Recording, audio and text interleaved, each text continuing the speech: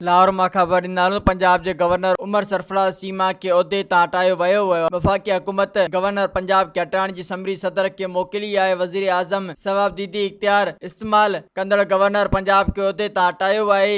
Governor house में press conference दौरान जॾहिं सहाफ़ियुनि खेसि उहिदे तां हटाइण बाबति सवाल कयो त उमर सरफराज चीमा खे चयो खेसि उहिदे तां ईअं नथो हटाए सघिजे, अञा रुगो समरी मोकिली वई आहे जंहिं बाद सदर वटि सही करण लाइ 15 ॾींहं जो वक़्तु हूंदो आहे। ज़रियनि मूजिबि वफ़ाक़ तरफ़ां इहो क़दम इन लाइ खयो वियो आहे त उमर सरफराज चीमा अॼु गवर्नर हाउस में नए चूंडियल वॾे वज़ीर हमज़ा शहबाज जी हलफ़ बरदारी तक़रीर मुल्तवी करे छॾी हुई। मज़ीद ख़बरनि ऐं तफ़सीलात लाइ विज़िट कयो असांजी वेबसाइट www.awamiNewsHD.com ऐं ॾिसंदा रहो अवामी न्यूज़ HD।